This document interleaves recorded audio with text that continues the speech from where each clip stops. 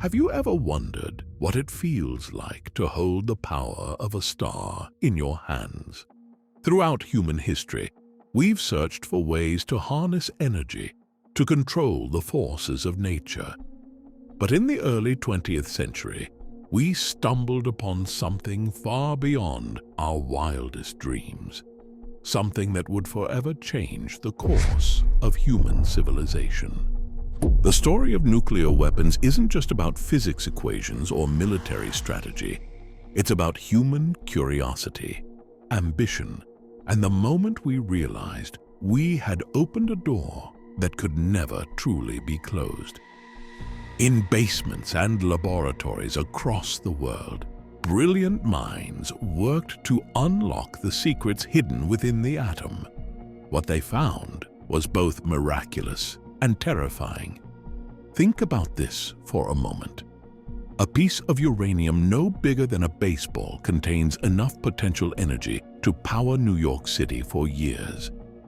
This same fundamental force drives our sun, powers the stars, and now, thanks to human ingenuity or perhaps human folly, sits waiting in arsenals around the world.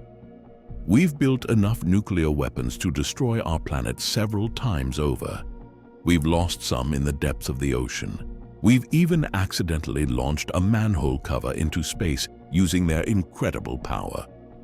The history of nuclear weapons is filled with stories that sound like science fiction, yet every single one of them is true. From secret cities that appeared overnight to house over 130,000 workers, to submarines carrying more explosive power than every war in human history combined, to crossword puzzles that help determine if human civilization still exists. These aren't plots from summer blockbusters.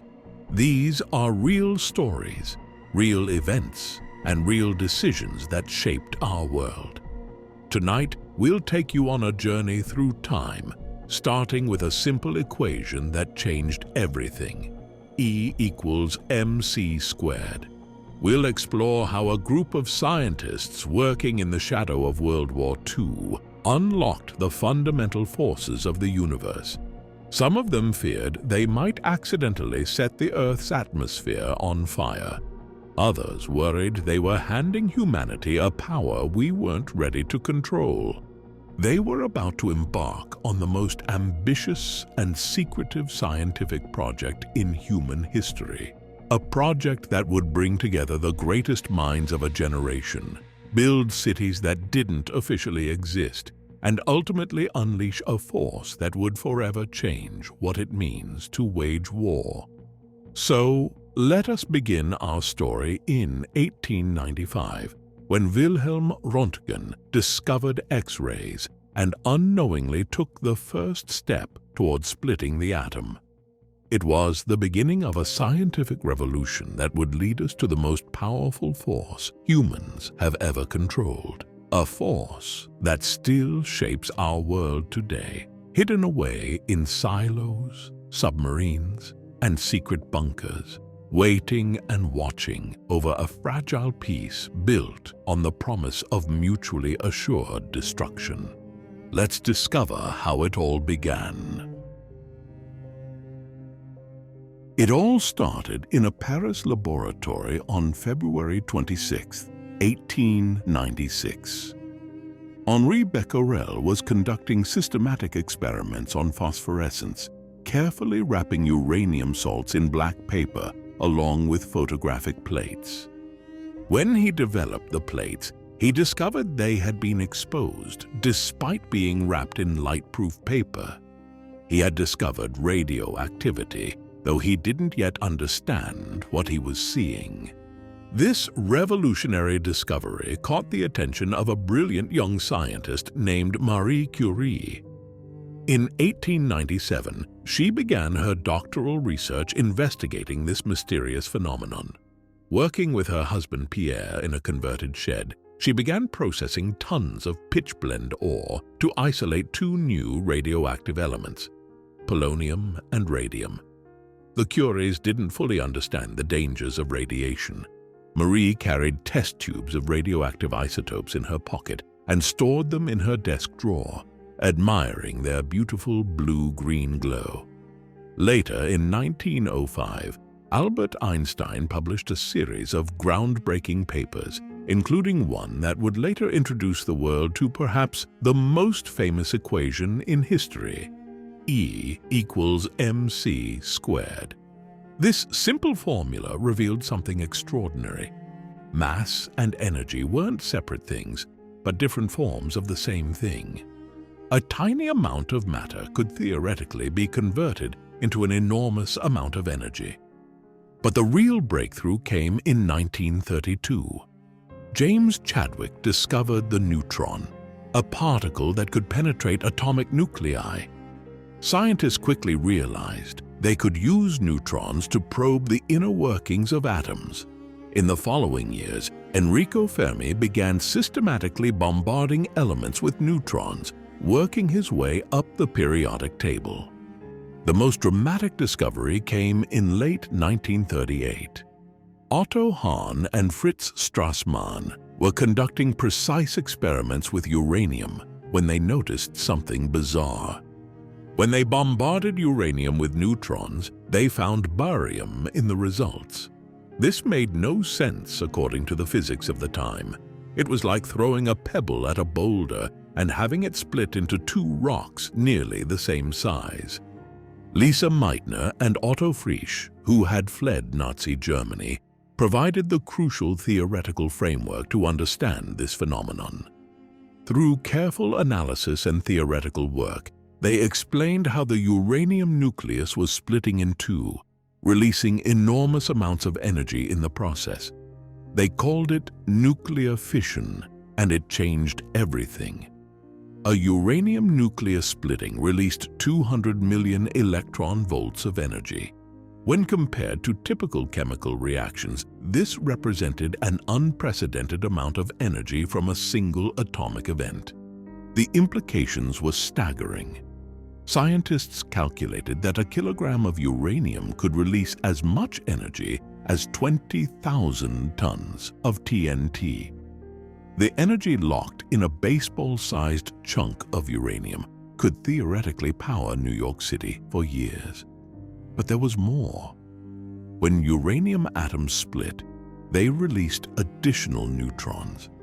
If these neutrons split more uranium atoms, which released more neutrons, it could create a chain reaction, releasing all that energy in a fraction of a second. The scientific community immediately recognized the implications. In 1939, Leo Szilard and Eugene Wigner convinced Einstein to sign a letter to President Roosevelt, warning that Nazi Germany might be working on an atomic bomb. The letter sparked the creation of the Advisory Committee on Uranium, which would eventually become the Manhattan Project.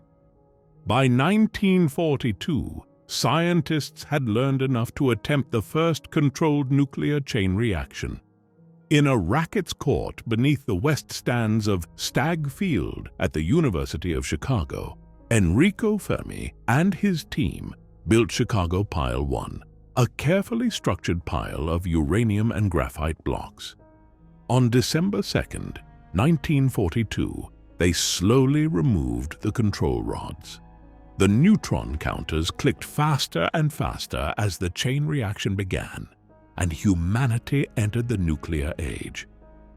The theoretical possibilities of nuclear fission were now proven realities. Scientists had unlocked the fundamental forces that powered the stars, and in doing so, they had given humanity the power to harness unprecedented amounts of energy. But they had also created something else, the knowledge to build a weapon more powerful than anything in human history. The sheer scale of the Manhattan Project defies comprehension. While the first atomic experiments took place in small labs and university basements, building an atomic bomb required something unprecedented. America needed to build not just factories or testing facilities, but entire cities. and they needed to do it in absolute secrecy. 3 cities rose from nothing: Oak Ridge, Tennessee, Hanford, Washington, and Los Alamos, New Mexico. Each one was chosen for specific features. Oak Ridge's rolling hills provided natural barriers and compartmentalization. Hanford's Columbia River supplied the massive amounts of water needed for cooling. Los Alamos sat isolated on a high plateau, perfect for keeping secrets. Oak Ridge grew at an unprecedented pace. Over a 3-year period, it transformed from scattered farms into a bustling city of 75,000 people, becoming one of Tennessee's largest cities. Yet officially, it didn't exist. It appeared on no maps. Mail came through unmarked post office boxes. Even the workers' parents couldn't know their real address. The government acquired 56,000 acres of land and evicted all the families living there, telling them only that it was for the war effort. Life in these secret cities was surreal. Workers lived in a mix of hastily constructed homes, trailers, and dormitories. The streets were constantly muddy from endless construction. Yet, despite the rushed nature of these instant cities, they had everything a normal town would have. Movie theaters showed the latest films, restaurants served up home cooking, sports leagues formed, with baseball teams from different plants competing against each other, though no one could tell outsiders where they played. Security permeated every aspect of life. Workers needed badges to enter their assigned areas, and crossing into unauthorized zones meant immediate dismissal. Signs everywhere warned, "What you see here, what you do here, what you hear here, when you leave here, let it stay here." The Army stationed thousands of security personnel throughout the facilities, and counterintelligence agents regularly mingled with workers, listening for loose talk. The secrecy was stifling. Workers couldn't say where they worked, what they did, or even what building they were in. Many young women sat at control panels, monitoring dials and adjusting knobs. They were told to watch for certain numbers, but weren't told what the numbers meant. Some thought they were making cleaning products or energy for the war effort. A common joke at Oak Ridge was that the workers made ping-pong balls because the large spherical tanks outside some buildings looked like giant ping-pong balls. The Y-12 facility at Oak Ridge housed calutrons, massive electromagnetic machines for separating uranium isotopes. Young women fresh from Tennessee farms operated these million-dollar machines, adjusting dials according to strict instructions, but never knowing why. They proved better at the task than scientists, maintaining more consistent settings through their 8-hour shifts. At Hanford, workers built the world's first full-scale plutonium production reactor, the B reactor. Most workers had no idea what it was. They called it the pile because that's what it looked like from the outside. Construction workers assembled massive concrete structures but weren't allowed to know their purpose. Scientists worked in separate areas, and even they only knew their small part of the project. Los Alamos was different. This was where the scientific brain trust lived and worked. Robert Oppenheimer personally recruited many of the world's top physicists. Their families lived on site, creating an unusual community where Nobel laureates' children played with military police officers' kids. Even here, secrecy ruled. Scientists used code names when discussing their work. Plutonium was called copper, and the bomb itself was the gadget. The logistics were staggering. Oak Ridge consumed an enormous amount of electricity, becoming one of the largest power consumers in the entire country. The facilities at Hanford required so much concrete that special factories were built just to supply it. Los Alamos constantly requisitioned exotic materials and precision equipment, all through Byzantine networks of front companies and military offices. The Manhattan Project employed more than 600,000 people at its peak. Many were women, as male workers were scarce during wartime. They came from all walks of life. Recent high school graduates, housewives, farmers, and teachers. Housing couldn't be built fast enough. Workers often shared beds in shifts, with day shift workers sleeping while night shift workers used the same beds. The workers knew they were part of something important for the war effort, but the true nature of their work remained hidden until August 1945. When news broke about the atomic bombs, many workers first learned what they had been building from the newspaper. Some were proud of their contribution to ending the war. Others were horrified. But all of them had been part of the largest secret scientific project in history, building cities that didn't exist to create a weapon that would change the world forever. As the pre-dawn darkness blanketed the New Mexico desert on July 16, 1945, a group of scientists huddled in bunkers 10,000 yards from Ground Zero. Their creation, nicknamed the Gadget, dangled from a 100-foot steel tower. Years of theoretical work, billions of dollars, and the efforts of entire secret cities had led to this moment. No one was entirely sure what would happen when they flipped the switch. The scientists had been placing bets. Some wagered on the explosive yield, with estimates ranging from 0 to 45,000 tons of TNT. But there were darker bets too. Edward Teller had calculated a small but non-zero chance that the nuclear explosion might ignite a chain reaction in the Earth's atmosphere, turning our planet's sky into a sea of fire. While most scientists dismissed this possibility, the nagging doubt remained. They were, after all, about to create a piece of the sun on Earth. At 5:29 a.m. local time, the pre-dawn silence shattered. The explosion released energy equivalent to 21,000 tons of TNT, creating a flash of light visible from space. The blast wave knocked observers to the ground miles away. The fireball reached temperatures of roughly 100 million degrees Celsius, far hotter than the surface of the sun. For a brief moment, New Mexico hosted the hottest spot in our solar system. Kenneth Greisen, one of the scientists present, described the explosion. First, there was a burst of light that filled the whole sky. A second after, a huge ball of fire formed, and everything was illuminated with a brightness greater than the brightest sunlight. The flash was so intense that a blind woman miles away reported seeing the light. The explosion created something never before seen on Earth. The intense heat melted the desert sand into a strange, glassy substance. This new material, later named trinitite, was a sea of pale green glass spreading out from Ground Zero. The heat had fused the sand with trace elements and radioactive particles from the bomb, creating a unique mineral that had never existed before in Earth's history.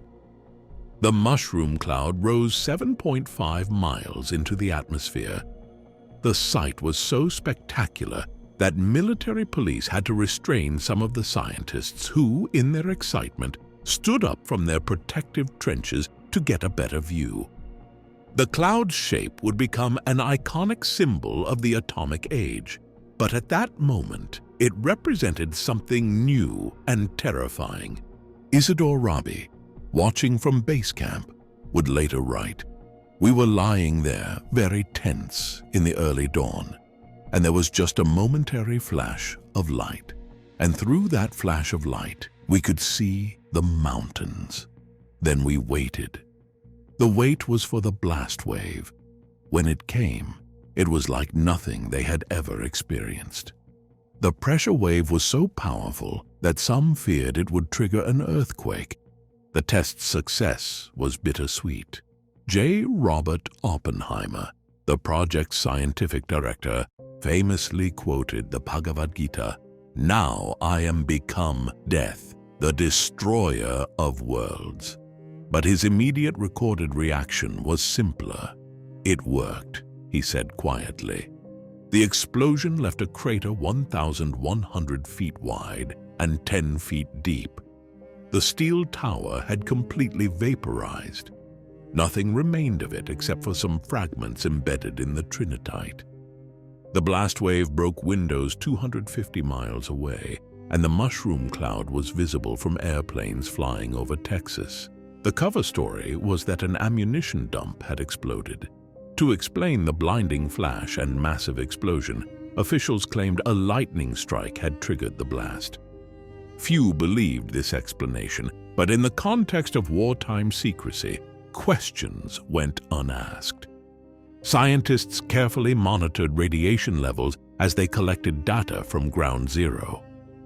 They discovered the trinitite was still warm to the touch.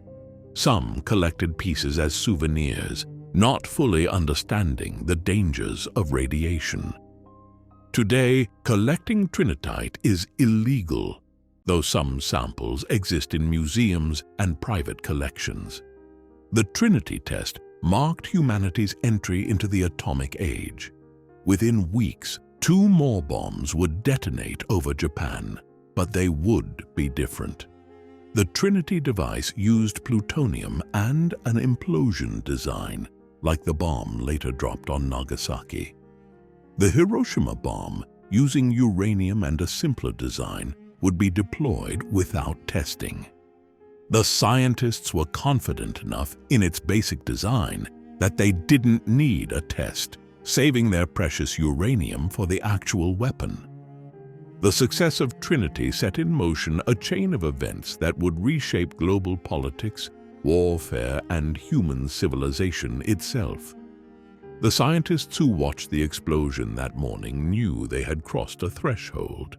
There would be no going back.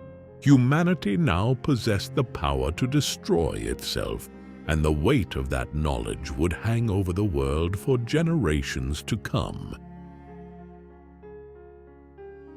The morning of August 6, 1945, dawned clear and bright over Hiroshima. Air raid sirens had sounded earlier, but the all-clear was given when only 3 American B-29s were spotted. At 8:15 a.m. local time, the Enola Gay released Little Boy, the first atomic bomb ever used in warfare. 43 seconds later, the world changed forever. Among those in Hiroshima that morning was Tsutomu Yamaguchi, a 29-year-old engineer visiting on a business trip. He was walking to his company's shipyard when he saw a blinding flash in the sky. He dove into a nearby ditch, but the blast wave still hit him. When he emerged, he found himself in a nightmare landscape. Despite suffering serious burns, he managed to make his way to an air raid shelter. The explosion had generated temperatures of approximately 7,000 degrees Fahrenheit. At ground zero, the heat was so intense that it permanently etched shadows of vaporized people onto stone walls and steps. Yet, strangely, some buildings directly beneath the blast survived. The Genbaku Dome, almost directly under the hypercenter, remained partially standing because the downward force of the blast pressed directly down on it rather than hitting it from an angle. Yamaguchi spent a night in the devastated city before making his way back to his hometown, Nagasaki. When he returned to work on August 9th, he was explaining to his supervisor how a single bomb could destroy an entire city. At that exact moment, the second atomic bomb, Fat Man, detonated over Nagasaki. Yamaguchi had become one of the few people to survive both atomic bombings. The Nagasaki bombing almost missed its target entirely. The primary target, Kokura, was obscured by clouds and smoke from a previous bombing raid. Running low on fuel, the crew diverted to their secondary target, Nagasaki. Even then, clouds nearly prevented the bombing until a brief opening appeared at the last moment. The differences between the two bombs were stark. Little Boy, dropped on Hiroshima, used uranium-235 and a simple gun-type design that had never been tested. It brought together two pieces of uranium to create a critical mass.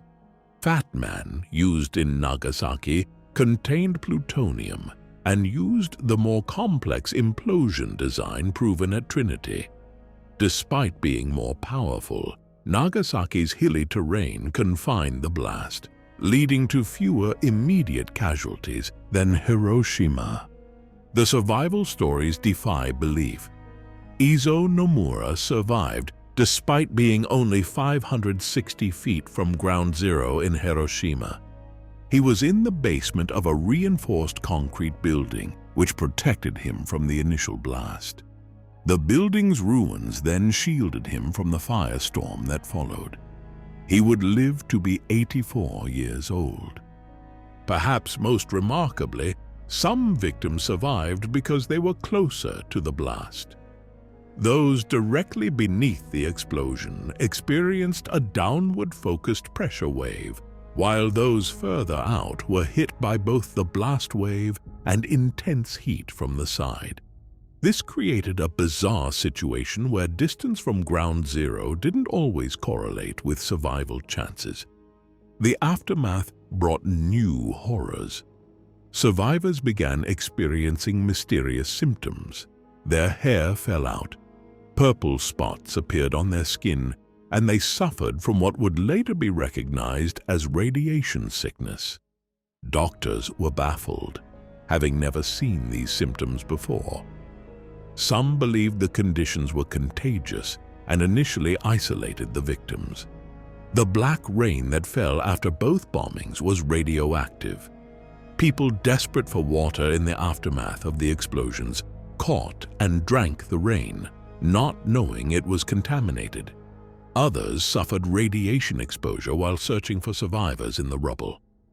The total death toll from both immediate and delayed effects would eventually reach approximately 200,000 people. Yamaguchi's story became even more extraordinary in the years that followed. Despite being less than 2 miles from ground zero in both cities and suffering serious radiation exposure twice, he lived to be 93 years old. He became a prominent advocate for nuclear disarmament and was officially recognized by the Japanese government as the only person certified to have survived both atomic bombings. The physical scars on both cities remained visible for decades. In Hiroshima, scientists predicted nothing would grow at ground zero for 75 years. Yet, within weeks, red kana flowers were blooming in the ruins. The Genbaku Dome was preserved as a memorial, standing as a testament to both the destruction and resilience of the human spirit. One of the most enduring legacies was the origami peace cranes.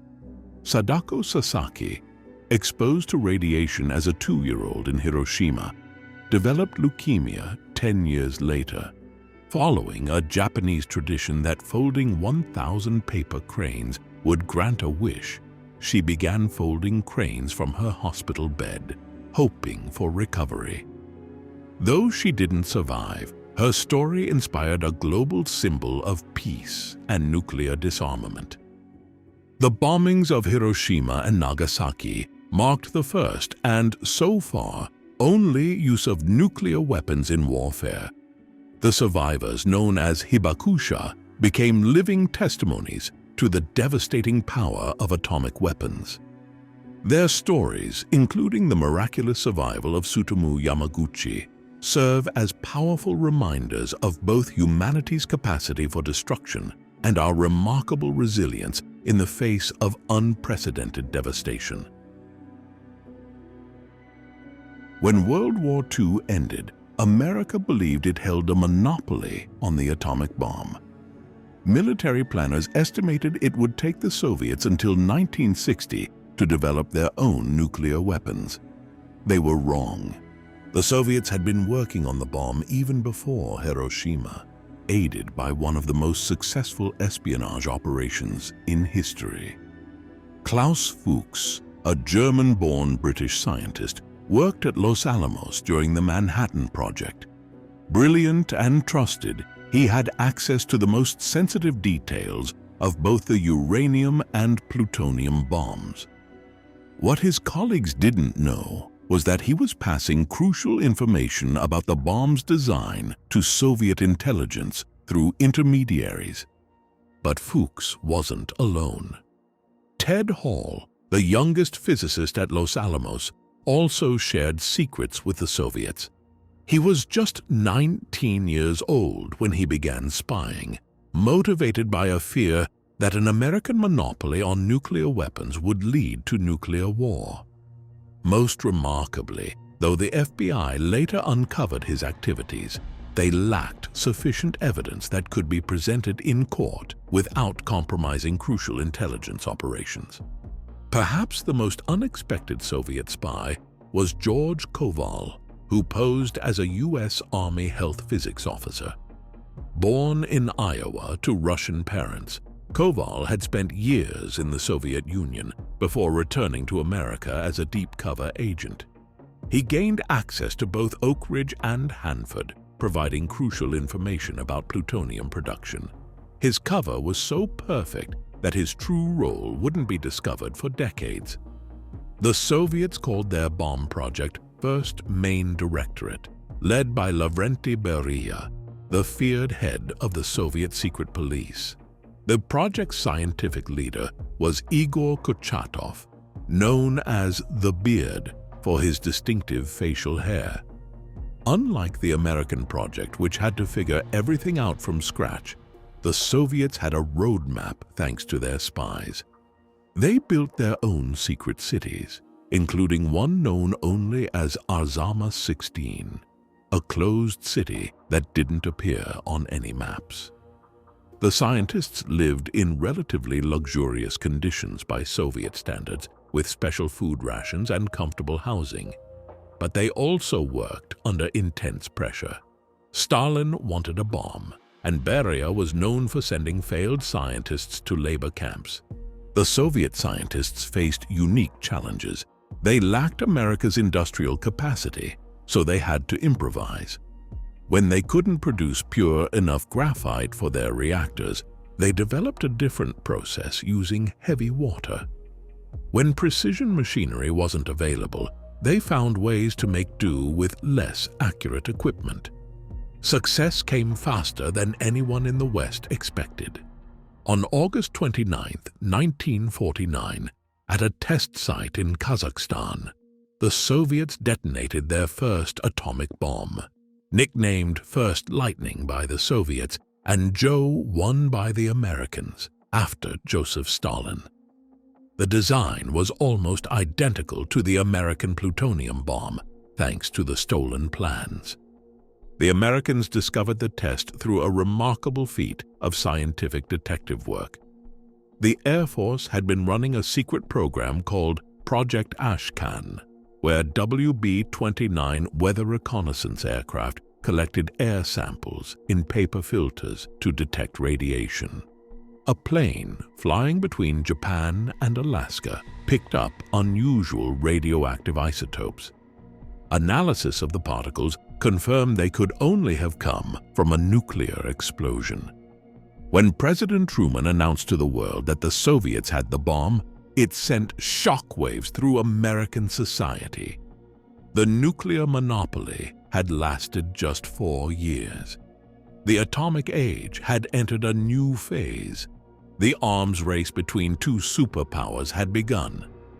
The Soviet spies had different fates. Fuchs was eventually caught and served 9 years in British prison. Hall lived openly in Cambridge, England, never prosecuted but always watched. Koval returned to the Soviet Union and was secretly awarded the Hero of the Russian Federation Medal, their highest honor, though this wasn't revealed until 2007, years after his death. The success of Soviet espionage changed how America handled nuclear secrets. The FBI launched massive counterintelligence operations. Security was tightened at nuclear facilities. New laws were passed making it easier to prosecute atomic spies. But the fundamental secret was already out. The knowledge of how to build nuclear weapons had escaped. The Soviet nuclear test marked the beginning of a new era. No longer could any nation feel secure in a nuclear monopoly. The arms race that followed would define the Cold War, as both superpowers built ever larger arsenals. The world had entered an age where multiple nations possessed the power to destroy civilization, a reality we still live with today. The spies who helped the Soviets acquire the bomb remained controversial figures. Some, like Fuchs and Hall, claimed they acted to prevent nuclear war by ensuring no one nation had a monopoly on atomic weapons. Others, like Koval, were dedicated Soviet agents. Their actions accelerated the arrival of a nuclear-armed Soviet Union by years, fundamentally changing the course of the Cold War and shaping international relations for decades to come. In 1949, as news of the Soviet atomic bomb spread, scientists were already working on something far more terrifying. The hydrogen bomb, or H-bomb, would make the weapons dropped on Japan look like firecrackers. While atomic bombs split heavy atoms, hydrogen bombs would do something much more dramatic.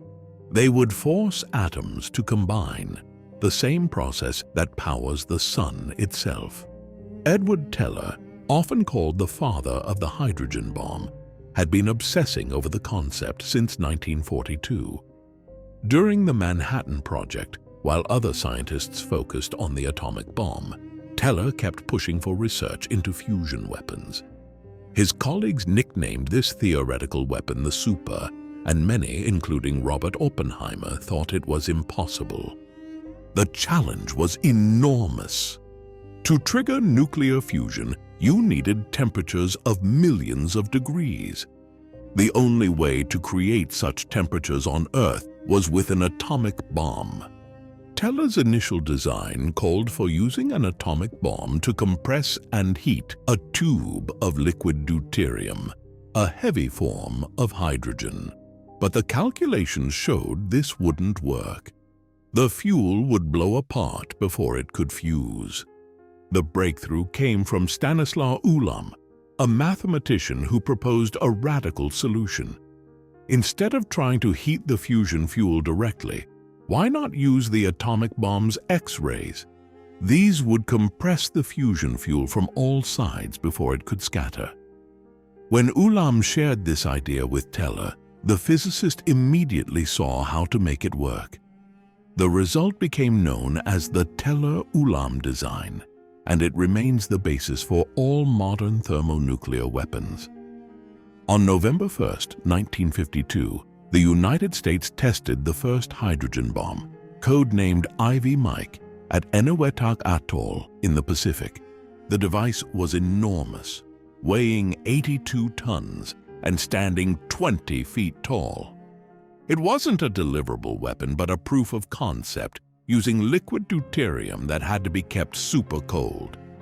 The scientists built an entire cryogenics plant on the island just to keep the fuel cold.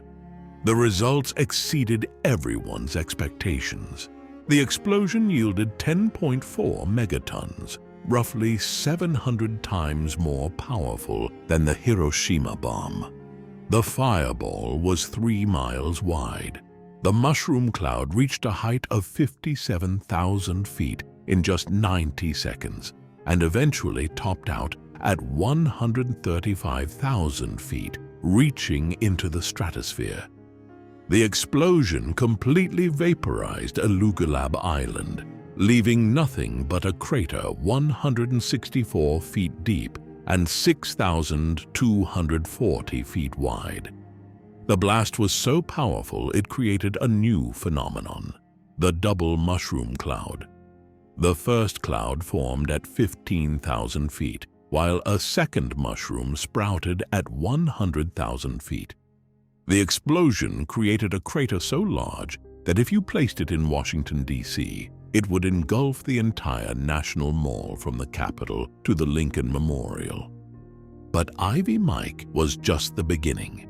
In 1954, the United States tested Castle Bravo at Bikini Atoll. This was meant to be a 6-megaton blast, but something went wrong. The scientists had miscalculated. The actual yield was 15 megatons, making it the largest U.S. nuclear test ever conducted. The Castle Bravo test had devastating unintended consequences. The explosion was more than twice as powerful as predicted, and the wind carried radioactive fallout in unexpected directions. Japanese fishing boat Lucky Dragon 5 was caught in the fallout, despite being well outside the designated danger zone. The crew suffered severe radiation sickness and one member died. The incident sparked international outrage and helped launch the anti-nuclear movement. The Soviets weren't far behind. They tested their first hydrogen bomb, known as Joe 4, in August 1953. While not a true hydrogen bomb like Ivy Mike, it used a different design called layer cake. It proved they could build thermonuclear weapons. By 1955, both superpowers had deployable hydrogen bombs in their arsenals. The hydrogen bomb changed everything about nuclear strategy. A single bomber could now carry a weapon with more explosive power than all the bombs dropped in World War II combined. The destructive potential was so vast that even hardened military leaders were shocked. When briefed about the effects of hydrogen bombs, Curtis LeMay, the tough-minded head of Strategic Air Command, reportedly said, "At the end of the war, if there are 2 Americans and 1 Russian left alive, we win." The development of the hydrogen bomb marked the point where humans gained the power to alter the climate of the entire planet. A full-scale nuclear war using H-bombs could potentially trigger a nuclear winter, cooling the Earth's surface by blocking sunlight with smoke and dust. We had created weapons so powerful they could not only destroy cities but potentially threaten civilization itself. The leap from atomic bombs to hydrogen bombs was like going from matchsticks to dynamite. The world had entered an era where a single weapon could destroy an entire metropolitan area, and a single submarine could carry enough firepower to devastate a continent. The age of megadeath calculations had begun, and with it, the doctrine of mutual assured destruction that would define the Cold War. By 1955, both the United States and Soviet Union were building nuclear weapons at a staggering pace. But it wasn't just about quantity. The race was on to create delivery systems that could survive a first strike and still deliver a devastating counterattack. This led to what military planners called the nuclear triad: bombers in the air, missiles in hardened silos, and submarines lurking beneath the waves. The most revolutionary development was the nuclear submarine. In 1960, the USS George Washington became the first submarine to carry nuclear-armed ballistic missiles. Hidden beneath the ocean's surface, a single submarine could now carry 16 Polaris missiles, each armed with a nuclear warhead many times more powerful than the Hiroshima bomb. The math was staggering. One submarine now carried more destructive power than all the explosives used in all previous wars combined. But why build so many? The answer lies in a concept called overkill capacity. Military planners worried about what would happen if the enemy struck first. If 90% of your weapons were destroyed in a surprise attack, you needed enough remaining weapons to still ensure the enemy's destruction. This led to a circular logic. As each side built more weapons, the other side needed even more to maintain their deterrent. The Strategic Air Command (SAC) maintained a fleet of B-52 bombers airborne 24 hours a day, every day, for over 3 decades. Each bomber carried multiple thermonuclear weapons. The idea was that even if the Soviet Union launched a surprise attack that destroyed every American city and military base, these airborne bombers could still deliver a devastating counterstrike. The development of multiple independently targetable re-entry vehicles made the numbers even more extreme. A single missile could now carry up to 14 separate warheads, each capable of hitting different targets. This meant that destroying one missile silo wouldn't just take out one warhead, but potentially over a dozen. By 1960, America's nuclear arsenal had grown to over 18,000 nuclear weapons. And this was just the beginning. The Soviets were building their own massive arsenal, leading to what became known as mutually assured destruction, or MAD. The idea was simple but terrifying. No nation would start a nuclear war if they knew it meant their own destruction.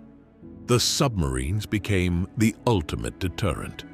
The Ohio-class submarines, introduced later, would carry 24 Trident missiles, each armed with up to 8 warheads. A single modern nuclear submarine could theoretically destroy every major city in a continent. And these submarines were virtually undetectable, able to remain submerged for months at a time. The numbers became almost meaningless. Military planners calculated they needed the ability to destroy every major Soviet city and military installation multiple times over.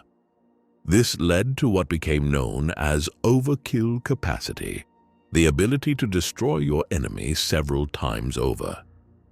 The logic was that you needed multiple weapons targeted at each site in case some failed or were intercepted.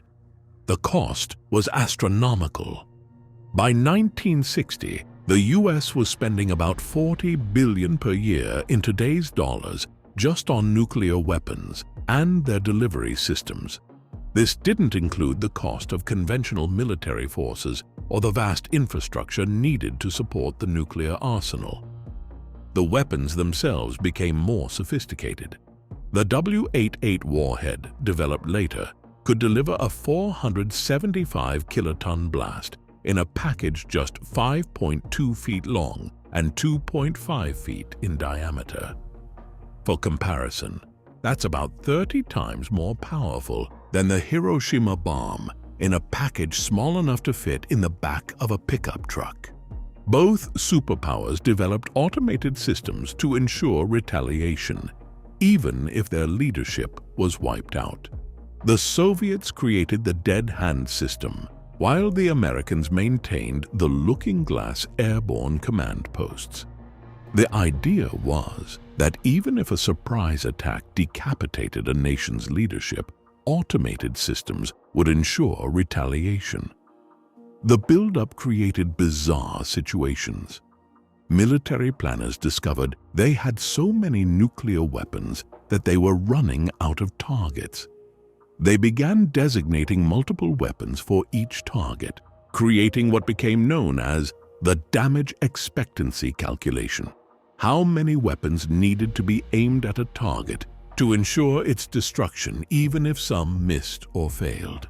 The submarine force became known as the silent service for good reason. A nuclear submarine could remain underwater for months, its location unknown even to most of its own military. The crew would have no way of knowing if their home country still existed unless they received specific coded messages. Some submarines carried out entire patrols without ever knowing if a nuclear war had started. The arms race created its own momentum. Each new weapon system required countermeasures, which in turn required new weapons to overcome those countermeasures. Anti-submarine warfare led to quieter submarines. Better radar led to stealth technology. Missile defense systems led to more sophisticated warheads designed to defeat them. By the end of the 1950s, humanity had created something unprecedented in history: the ability to destroy civilization multiple times over. A single modern submarine commander had more destructive power at their disposal than all the armies of history combined. We had built an arsenal so vast it exceeded any rational military need, driven by the logic of deterrence and the fear of falling behind in the arms race. On October 16, 1962, President Kennedy was shown U-2 spy plane photos revealing Soviet nuclear missiles being installed in Cuba, just 90 miles from American shores. What followed was 13 days that brought humanity closer to nuclear annihilation than ever before or since. But while the world watched Kennedy and Khrushchev's high-stakes diplomatic dance, the real danger was playing out in the waters near Cuba, where a series of terrifying close calls nearly triggered nuclear war. The most dramatic of these involved a Soviet submarine designated B-59, which would become the scene of perhaps the closest brush with nuclear war in history. The B-59 was one of 4 Soviet submarines sent to Cuba, each carrying a nuclear-tipped torpedo with roughly the power of the Hiroshima bomb. What the Americans didn't know was that these submarine commanders had the authority to launch their nuclear weapons without approval from Moscow. What the Americans couldn't have known was that conditions aboard these submarines had become almost unbearable. The B-59 had been forced to remain submerged far longer than planned. The air conditioning had failed in the tropical waters, sending temperatures inside the submarine soaring above 100 degrees Fahrenheit. Carbon dioxide levels were dangerously high, and crew members were fainting from the heat and bad air. The submarine couldn't surface to refresh its air supply because American destroyers were tracking it. On October 27th, the USS Beale began dropping depth charges on B-59. These were practice depth charges designed to force the submarine to surface, not to destroy it. But the crew of B-59 had no way of knowing this. They had been out of radio contact with Moscow for days and didn't know if war had already begun. Inside the sweltering submarine, 3 officers held the keys to launching their nuclear torpedo: Captain Valentin Savitsky, political officer Ivan Maslenikov, and second-in-command Vasily Arkhipov. As depth charges exploded around them, Captain Savitsky believed war had already started. "We're going to blast them now," he declared. "We will die, but we will sink them all." 2 of the 3 officers agreed to launch the nuclear torpedo. Under Soviet protocol, that was enough for authorization. But there was a catch. Arkhipov wasn't just any second-in-command. He was also chief of staff for the entire submarine flotilla, which gave him an equal vote with the captain. And Arkhipov said no. We now know from declassified documents that if B-59 had fired its nuclear torpedo, the American response would have been overwhelming. The U.S. had already prepared aircraft carrying nuclear weapons, ready to strike not just Cuba, but the Soviet Union itself.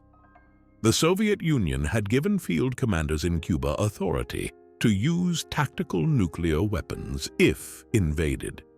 The chain reaction would have been unstoppable. Meanwhile, other close calls were happening simultaneously. On October 26th, a U-2 spy plane accidentally strayed into Soviet airspace near Alaska. Soviet fighters scrambled to intercept it, and American fighters armed with nuclear air-to-air missiles launched to protect it. In the darkness over the Bering Sea, one wrong move could have started a nuclear war. Another U-2 was shot down over Cuba on October 27th, killing the pilot.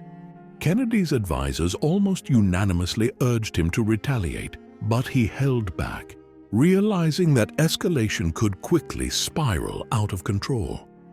We now know that Soviet forces in Cuba had already deployed tactical nuclear weapons and had authorization to use them if attacked. The crisis was finally resolved when Kennedy and Khrushchev reached a secret deal. The Soviets would remove their missiles from Cuba, and the US would later quietly remove their missiles from Turkey. But even after the agreement, the danger wasn't over. On October 28th, another U-2 spotted a Soviet convoy approaching an unfinished missile site. For several tense hours, officials debated whether this meant the Soviets were breaking the agreement. The submarine incident wasn't revealed until decades later. Arkhipov returned to the Soviet Union with no fanfare. His role in preventing nuclear war wouldn't be known until after his death. When the story finally came out, Thomas Blanton, director of the National Security Archive, said, "A guy called Vasily Arkhipov saved the world." Recent analysis of declassified documents has revealed just how close we came. Both sides had far less control over their forces than they realized. Communication delays, misunderstandings, and the sheer complexity of nuclear forces meant that even if leaders wanted to prevent war, they might not have been able to. Perhaps most frighteningly, neither side fully understood what would trigger the other's nuclear response. American leaders didn't know about the nuclear torpedoes on Soviet submarines. Soviet leaders didn't know that American nuclear forces were on such high alert that a single incident could trigger automatic responses. The Cuban Missile Crisis taught both superpowers the dangers of nuclear brinksmanship. It led directly to the installation of the Moscow-Washington hotline and the first nuclear arms control treaties. But it also showed how close the world could come to nuclear war, not through deliberate action, but through misunderstanding, accident, and the fog of crisis.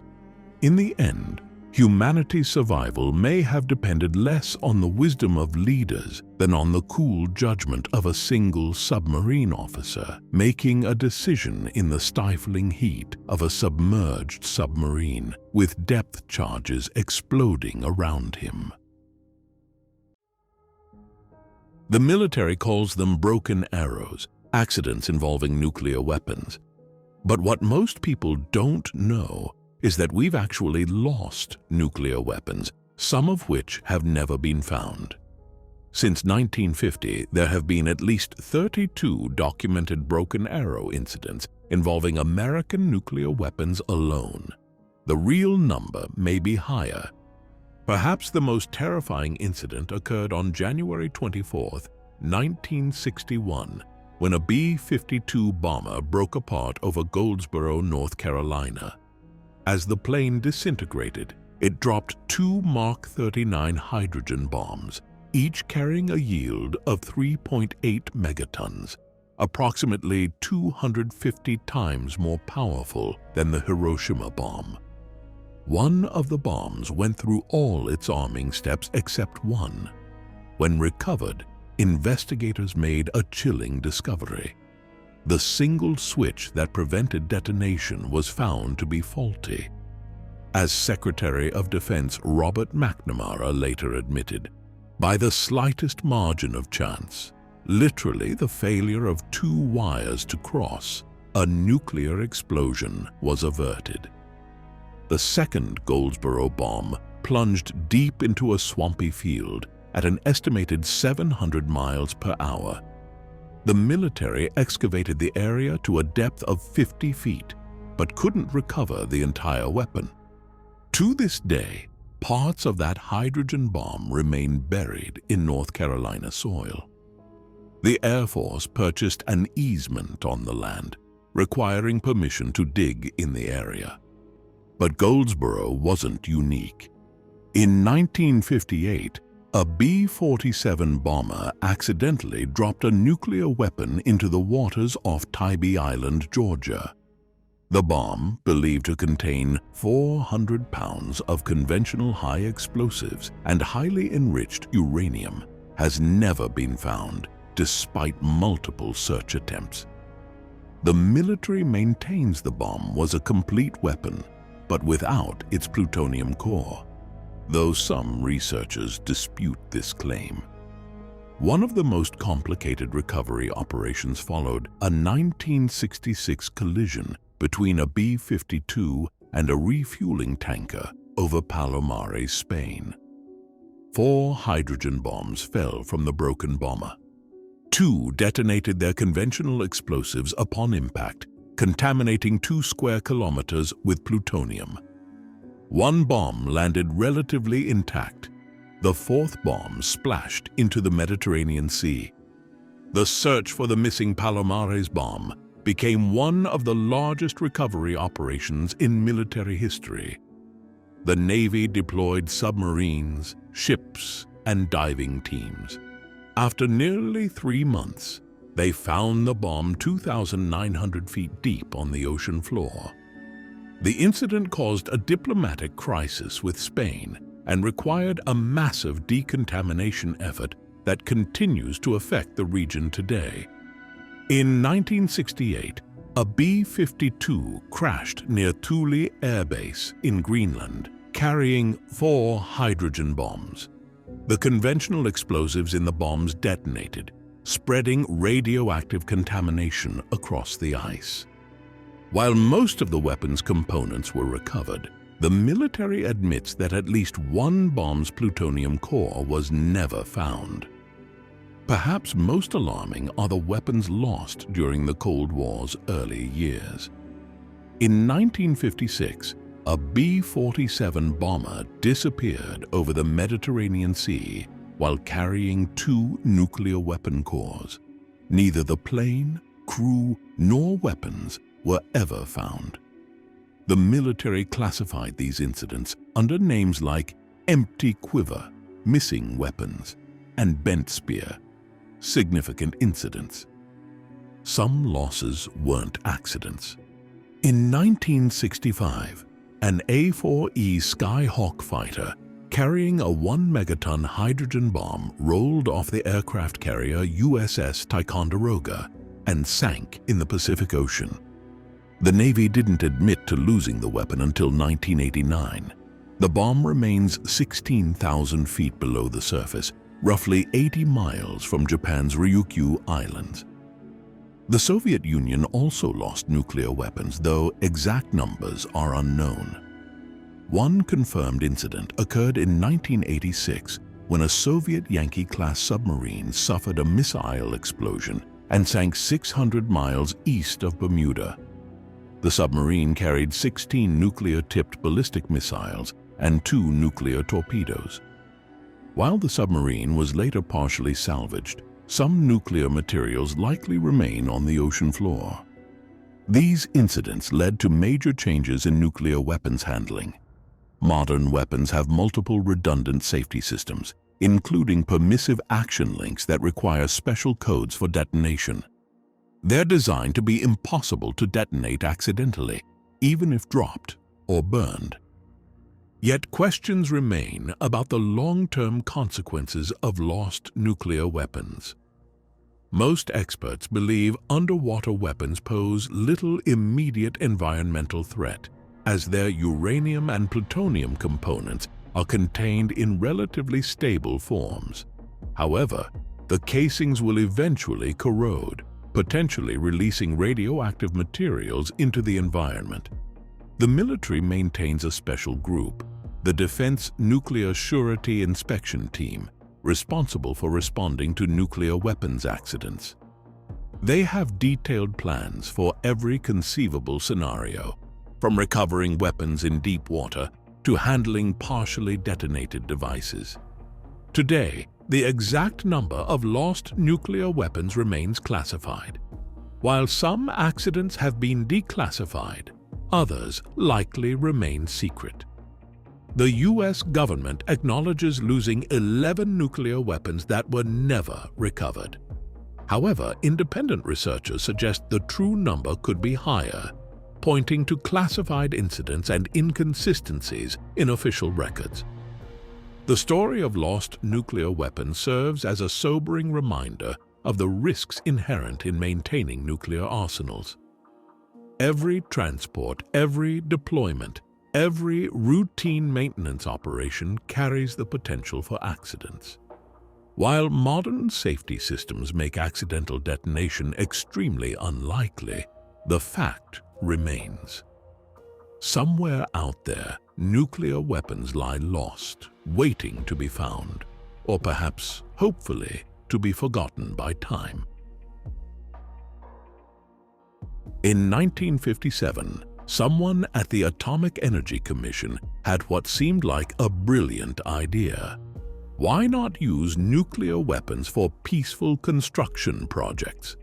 They called it Project Plowshare, after the biblical reference to beating swords into plowshares. What followed was a series of increasingly outlandish proposals that read more like science fiction than government planning. The crown jewel of Project Plowshare was Project Chariot, a plan to create an instant harbor in Alaska by detonating several nuclear devices along the coastline. The AEC promised it would be clean, efficient, and create a bustling new port for the region. Local inhabitants, including native Alaskan communities, strongly opposed the project, pointing out that they rather liked their coastline without radioactive craters. Perhaps the most ambitious proposal was Operation Carryall, which planned to use 22 nuclear devices to carve a new railroad corridor through California's Bristol Mountains. The plan called for simultaneously detonating all devices in a line, creating an instant valley. Engineers estimated it would save millions in construction costs. They seemed less concerned about the millions of tons of radioactive debris that would be scattered across the Mojave Desert. The Panama Canal expansion proposal took things to another level. The plan called for using hundreds of nuclear devices to create a new sea-level canal through Panama. When Panama's government expressed concern about having their country split by a radioactive trench, American scientists assured them the radiation would be minimal. Surprisingly, Panama remained unconvinced. But Project Plowshare wasn't just about making big holes. Operation Gas Buggy attempted to use nuclear explosions to release natural gas trapped in underground rock formations. In 1967, they lowered a 29-kiloton nuclear device into a New Mexico gas well and detonated it. While it did release natural gas, there was one small problem. The gas was too radioactive to use. The most bizarre incident came from an earlier weapons test called Operation Pascal B in 1957. Scientists placed a nuclear device at the bottom of a deep shaft with a heavy steel plate covering the top. When the device detonated, the plate weighing several hundred pounds was propelled upward at an estimated speed of 41 miles per second, about 6 times escape velocity. The plate was never found, leading to speculation that it might have become the first human-made object in space, albeit unintentionally. Project Rulison in 1969 was another attempt at nuclear fracking, this time in Colorado. The explosion successfully released natural gas, but once again, the gas was too radioactive for commercial use. The Department of Energy still prohibits drilling below 6,000 feet in the area without government approval. One of the most ambitious proposals never implemented was Project Chariot in Alaska, mentioned earlier. The plan called for using several nuclear devices to create an artificial harbor at Cape Thompson. Edward Teller, the father of the hydrogen bomb, personally traveled to Alaska to promote the project. He claimed the explosions would create a useful harbor and provide valuable scientific data. Local residents pointed out they already had a perfectly good coastline without any radioactive craters.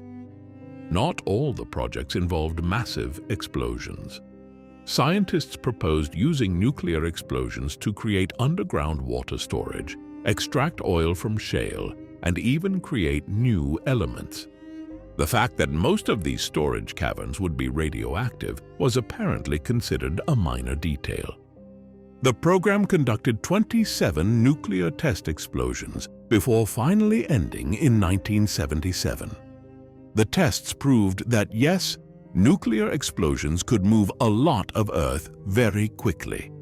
They also proved that people generally didn't want radioactive construction projects in their backyard.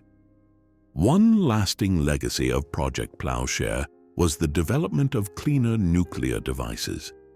Engineers designed bombs that produced less residual radiation, though less radioactive proved a hard sell for civilian construction projects.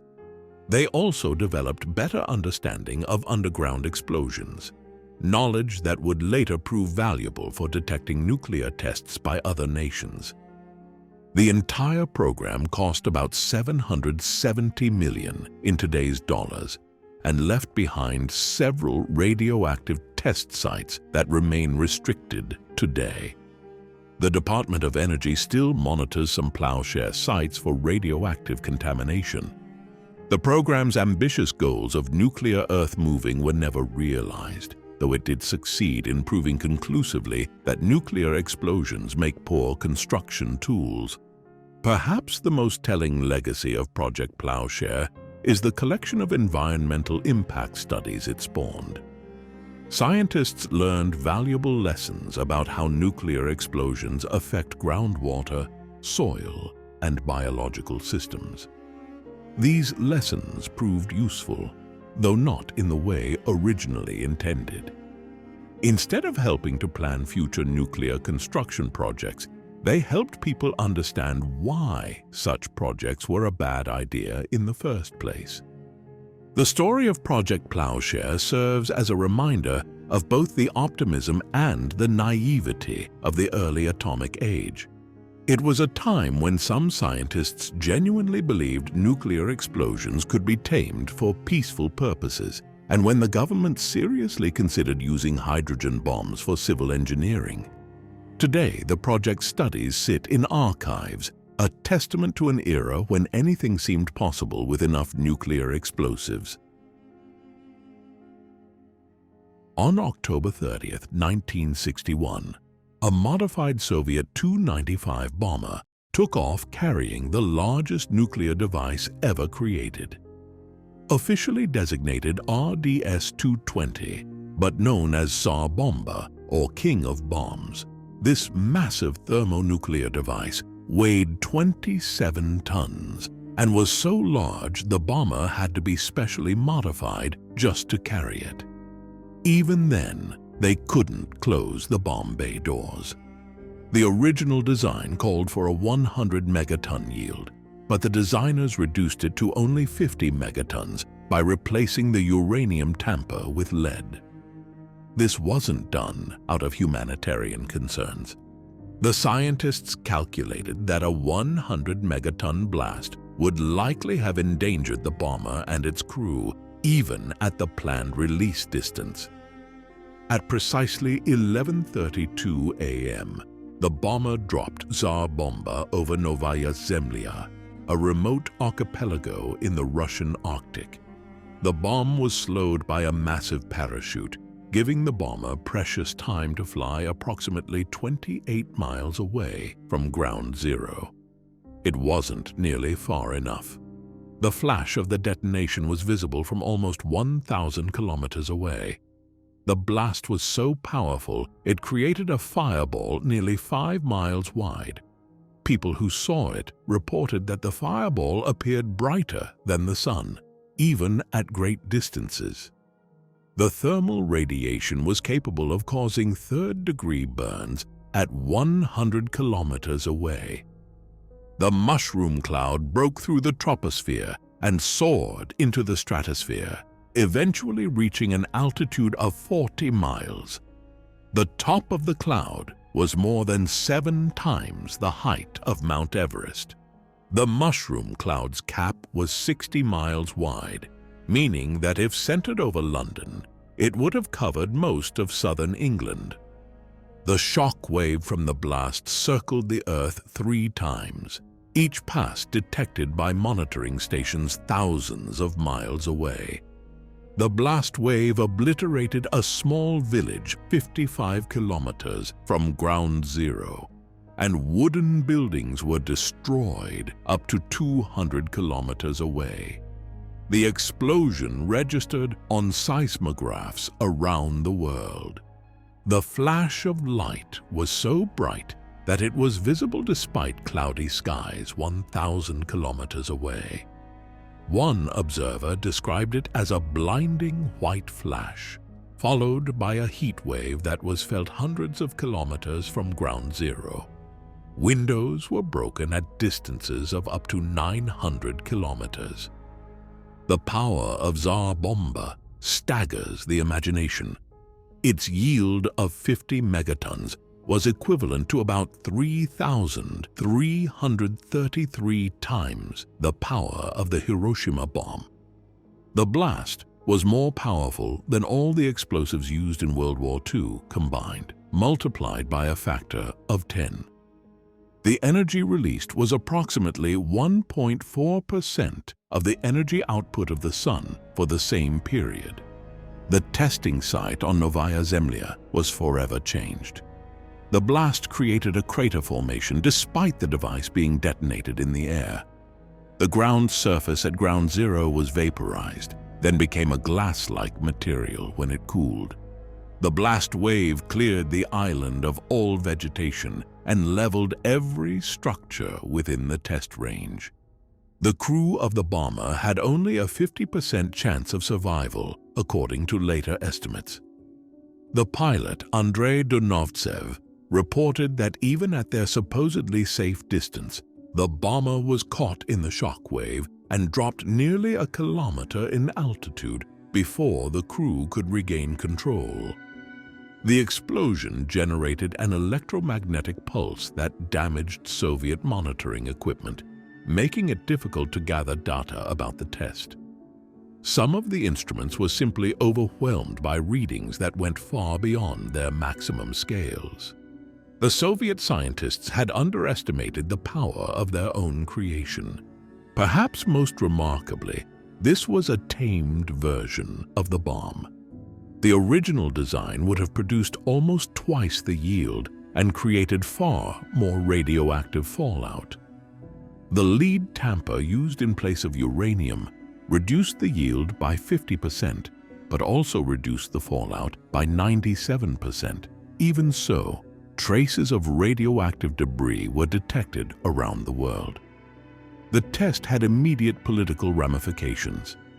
While designed to showcase Soviet nuclear superiority, many Soviet scientists, including Andrei Sakharov, came to see it as a turning point in their thinking about nuclear weapons. The sheer destructive power demonstrated by Tsar Bomba helped convince them of the futility of nuclear war. After the test, even Khrushchev acknowledged that weapons of this size were militarily useless.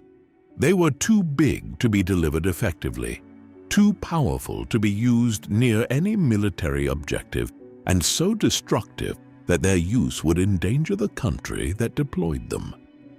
The era of ever larger nuclear weapons came to an end. The test site at Novaya Zemlya remains a restricted military area to this day. While radiation levels have dropped considerably, the Ground Zero area still shows the scars of humanity's most powerful nuclear detonation. The Tsar Bomba test stands as both a testament to human ingenuity and a stark warning about the devastating power we've created. At the height of the Cold War, the United States and Soviet Union weren't just building weapons. They were building underground cities designed to ensure that the government could continue even after a nuclear apocalypse. The most famous of these was Project Greek Island, hidden beneath the luxurious Greenbrier Resort in West Virginia. For 30 years, members of Congress had no idea that beneath the Greenbrier's West Wing lay a 112,544 square foot bunker, complete with chambers large enough to house both the House and Senate. The facility could sustain 1,100 people for 60 days of complete isolation. The bunker featured a cafeteria, hospital, power plant, and even a broadcast center to allow the president to address whatever remained of the nation. The Greenbrier's cover story was remarkable in its simplicity. The bunker was built under the guise of adding a new wing to the hotel. Workers constructed it in plain sight, with most believing they were building a new conference facility. The facility's true purpose wasn't revealed until 1992, when the Washington Post exposed its existence. In Virginia, Mount Weather Emergency Operations Center remains active today. Built inside a mountain, this underground complex serves as the emergency headquarters for FEMA and houses senior government officials during emergencies. The facility includes underground ponds for drinking water, hospitals, sleeping quarters, and a special ventilation system designed to filter out radioactive particles. Raven Rock Mountain Complex, nicknamed Site R, is another massive underground city. Carved into a granite mountain near the Pennsylvania-Maryland border, it serves as an alternative command center for the Department of Defense. The complex features 100,000 square feet of office space spread across multiple levels, connected by tunnels large enough for vehicles to drive through. The Soviets built even more elaborate facilities. Under Moscow lies Metro 2, a secret subway system connecting key government facilities. Built hundreds of feet deeper than the regular Moscow Metro, this system reportedly connects the Kremlin to a massive underground complex at Ramenki, designed to house the entire Soviet leadership during a nuclear war. In the Czech Republic, Hotel Yalta concealed a 3-story underground bunker that served as a communist-era monitoring station. The hotel staff had no idea they were working above a facility where secret police monitored Western diplomats staying in the building. Today, the bunker is a Cold War museum. Some bunkers found surprising new uses. The Bourbon Tunnel in Naples, Italy, built as a bomb shelter during World War II and later expanded for the Cold War, now hosts underground tours. In Kansas, enterprising developers converted a decommissioned Atlas missile silo into luxury condominiums. Perhaps the most ambitious civilian bunker was the Survival Condo Project, built in a former Atlas missile silo in Kansas. The 15-story underground structure has been converted into luxury apartments, complete with a swimming pool, movie theater, and hydroponic farm. Units sold for millions of dollars, offering wealthy buyers a chance to ride out the apocalypse in style. The attention to detail in these facilities was extraordinary. The Greenbrier's bunker included a pathology lab capable of testing for radiation exposure and a dental suite with 3 chairs. The kitchen could serve 18,000 meals before needing resupply. The Soviet leadership bunker at Ramenki reportedly included an underground train station large enough to accommodate the Soviet leadership's armored trains. The complex was said to be connected to multiple air bases by underground roads wide enough for convoys of vehicles. Not all bunkers were massive government projects. Switzerland required nuclear bunkers in all new buildings from 1963 to 2011. As a result, Switzerland has enough nuclear shelter space for its entire population, plus an additional 20%. Many Swiss apartment buildings still maintain their Cold War-era bunkers as wine cellars or storage spaces. The technological sophistication of these facilities was remarkable for their time. Mount Weather installed one of the first ARPANET nodes, a precursor to the Internet, ensuring communication would survive even if surface infrastructure was destroyed. The facility's computer systems were hardened against electromagnetic pulse effects from nuclear detonations. Some bunkers served specialized purposes. The North American Aerospace Defense Command, called NORAD, built its command center inside Cheyenne Mountain in Colorado. The facility features 15 three-story buildings mounted on springs to absorb shock waves from nuclear blasts. The entrance tunnel is protected by blast doors weighing 25 tons each. Today, many of these facilities have found new uses. Former Soviet bunkers in Moldova house vast wine collections. A bunker in Stockholm became a data center, its thick walls providing natural security. The Greenbrier bunker is now a tourist attraction, though parts of it remain closed to protect currently active government contingency plans. These underground cities stand as monuments to both human ingenuity and Cold War paranoia. They represent an era when governments believed they could survive nuclear war by going deep enough underground. While many are now museums or luxury homes, others remain active, maintained, and updated for whatever crisis might come next, waiting silently beneath our feet for a day their builders hoped would never come. While most nuclear weapons require human operators to launch them, both superpowers created systems that could automatically respond to a nuclear attack, even if their entire command structure was destroyed. These automated doomsday machines sound like science fiction, but they were very real, and some still operate today. The Soviet Union system was called Perimeter, though Western analysts nicknamed it Dead Hand. Built in the 1980s during some of the tensest years of the Cold War, Dead Hand was designed to ensure that even if a surprise nuclear attack wiped out Soviet leadership, their nuclear arsenal could still strike back. The system worked like this. If it detected signs of a nuclear attack through its network of sensors, radiation levels, seismic activity, air pressure, and light, it would check if it could contact Soviet leadership.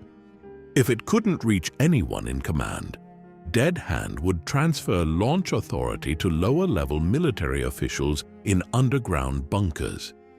These surviving officers could then launch whatever nuclear weapons remained. The system included a network of special rockets called command missiles. These rockets would fly over the Soviet Union, broadcasting launch codes to their nuclear silos. Even if radio communications were destroyed, these airborne command posts would ensure the launch orders got through. The Soviets built this system because they feared the US might try to take out their leadership in a surprise decapitation strike. The Americans had their own version, the Looking Glass aircraft. These were specially modified Boeing EC-135 planes that served as airborne command posts. Beginning in 1961, the US kept at least one looking-glass plane in the air 24 hours a day, 365 days a year, for over 29 straight years. These aircraft could take command of America's nuclear forces if Washington, D.C. was destroyed. Each looking-glass plane carried a crew of 15, including a general or admiral who could order nuclear launches. The planes were equipped with special radio systems that could communicate with nuclear submarines deep underwater and missile silos buried underground. They also carried special equipment to authenticate launch orders and verify that they came from legitimate authorities. The looking-glass missions only ended their continuous airborne alert in 1990 after the Cold War wound down. But both the US and Russia still maintain these doomsday systems today in modified forms. The US now uses E-4B Nightwatch aircraft, converted Boeing 747s, nicknamed Doomsday planes, that can stay airborne for days with aerial refueling. These modern doomsday planes have special shielding to protect their electronics from the electromagnetic pulse of nuclear explosions. They can unspool miles of wire antenna to communicate with submarines. Their windows are specially designed to resist nuclear flash blindness. They serve as an airborne pentagon, ready to coordinate a nuclear war from the skies. Russia's Dead Hand system also still exists, though its exact current capabilities are unknown. In 2011, the commander of Russia's strategic rocket forces confirmed that aspects of the automatic system remained operational. Like their Cold War predecessors, these modern doomsday machines ensure that even if a nation's leaders are taken out in a surprise attack, their nuclear weapons can still be launched in retaliation. Some analysts have argued these systems actually helped prevent nuclear war by guaranteeing mutual destruction. No first strike could prevent retaliation. Others worry that automated systems increase the risk of accidental nuclear war. There have been several incidents where computer errors nearly triggered responses from these systems, including a 1983 case where Soviet satellites mistook sunlight reflecting off clouds for missile launches. The doomsday machines represent the cold logic of nuclear deterrence. The idea that the best way to prevent nuclear war is to make it unsurvivable for both sides. They ensure that even if a country's leadership is wiped out in a surprise attack, their nuclear arsenal won't be stranded without launch authority. Decades after the Cold War, these automated systems remain ready, waiting and watching for signs of nuclear war, prepared to coordinate humanity's final act, even after civilization has collapsed. We often hear nuclear weapons described in terms of megatons or kilotons, numbers so large they become almost meaningless. But to truly understand the devastating power of a single modern nuclear warhead, we need to break it down into terms we can grasp.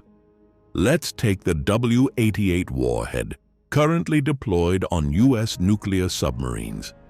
With a yield of 475 kilotons, it's not even close to the largest nuclear weapon ever built.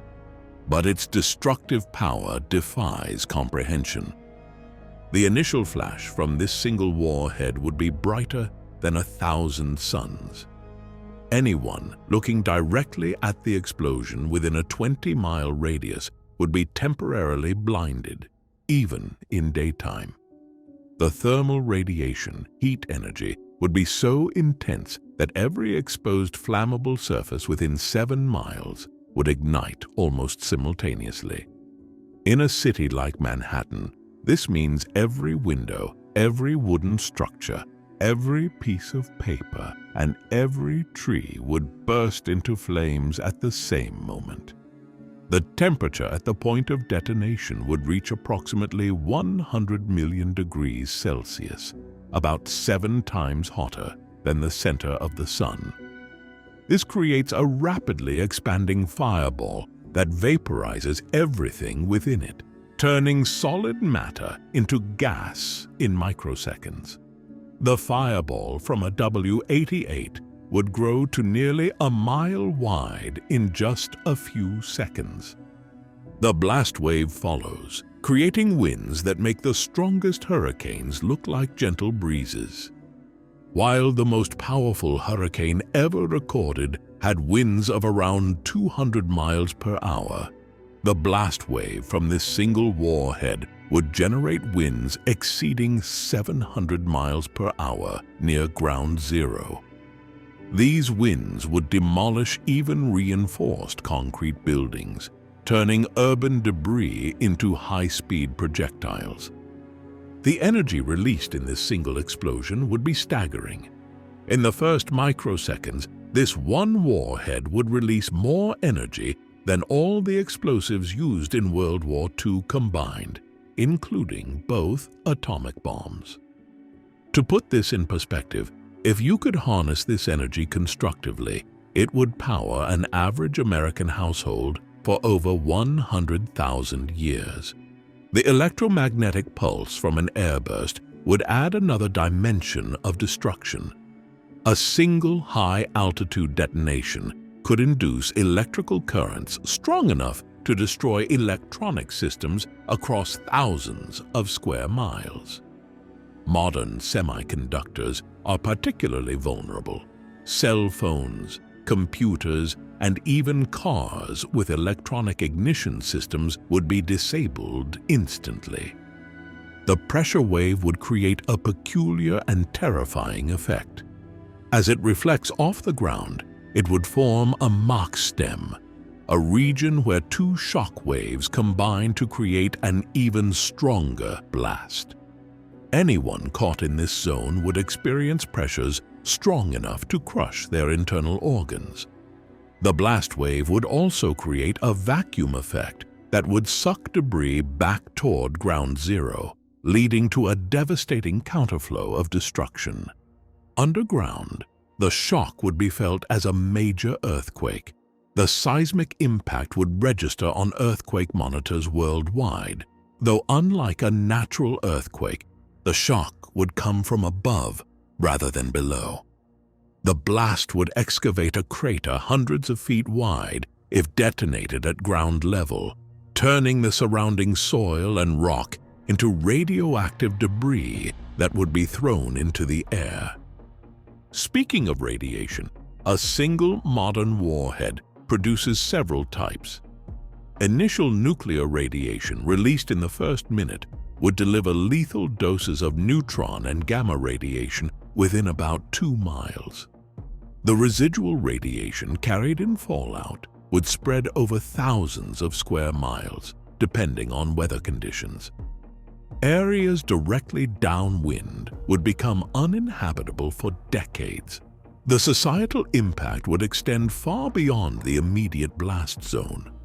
Modern infrastructure is so interconnected that the loss of a single major city would create cascade failures in transportation, communication, and supply networks across an entire continent. The amount of energy released would even affect Earth's atmosphere.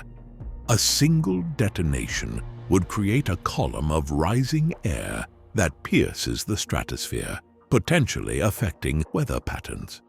Perhaps most sobering is the efficiency of modern weapons.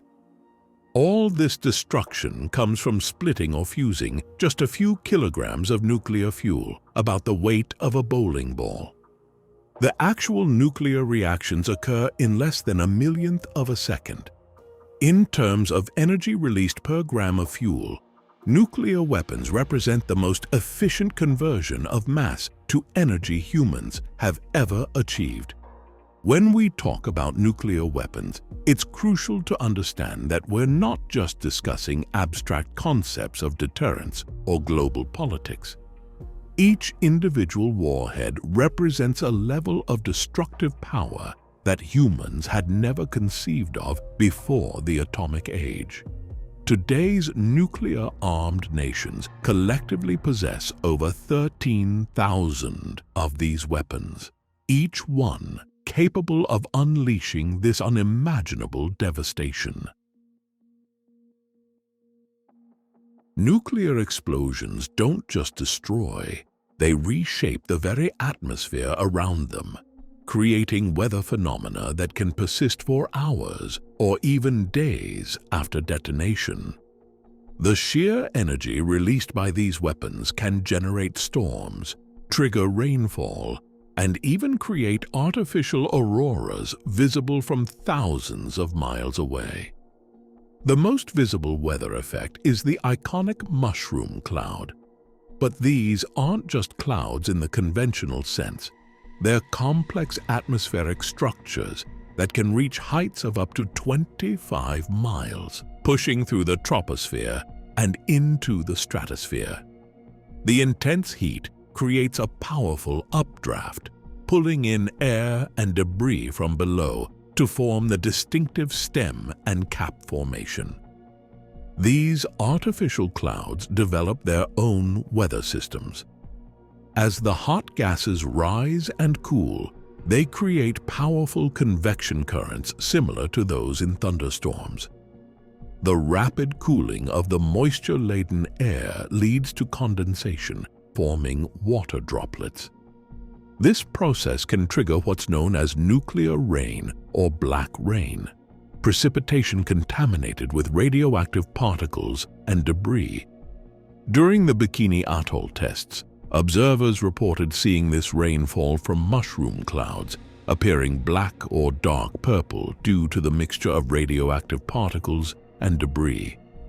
The rain fell up to 100 miles downwind of the test sites, spreading contamination far beyond the immediate blast zone. In Hiroshima, this black rain fell for hours after the bombing, covering an area of approximately 1,000 square kilometers. The intense heat and rapid air movement can also generate artificial lightning storms. The process is similar to how natural thunderstorms create lightning, but it happens much more quickly and intensely. The rising fireball ionizes the air around it, creating conditions perfect for electrical discharges.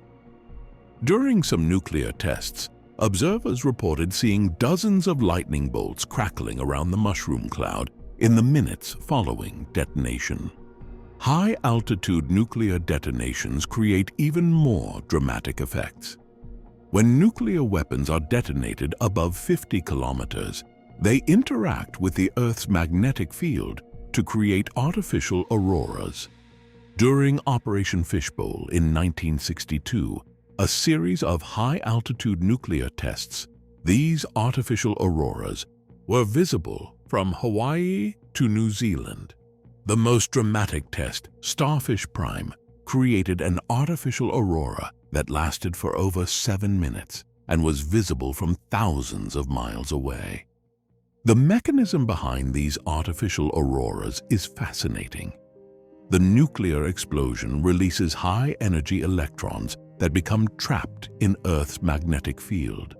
As these particles spiral along magnetic field lines, they collide with atmospheric molecules, causing them to glow just like natural auroras. But unlike the natural phenomenon, these artificial auroras can appear in places far from the poles, even near the equator. Nuclear explosions also create what scientists call Wilson clouds, strange ring-shaped clouds that form momentarily around the fireball. These occur because the shock wave from the explosion creates a region of low pressure, causing moisture in the air to condense briefly before evaporating again. These clouds can span several miles in diameter, but typically last only a few seconds. The atmospheric effects can extend far beyond the visible phenomena. The rising fireball and mushroom cloud can punch a hole through the ozone layer, temporarily reducing its protective capacity against ultraviolet radiation. During the era of atmospheric testing, scientists discovered that a single high-yield explosion could create an ozone hole that lasted for several months. Perhaps most concerning are the long-term weather effects. When multiple nuclear weapons are detonated, their mushroom clouds can inject massive amounts of soot and debris into the stratosphere, where normal weather patterns don't reach.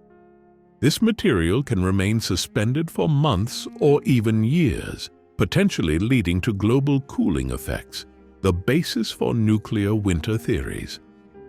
The weather effects of nuclear weapons also create unique challenges for predicting fallout patterns. The artificial weather systems can carry radioactive particles in unexpected directions, making it difficult to predict which areas will be affected.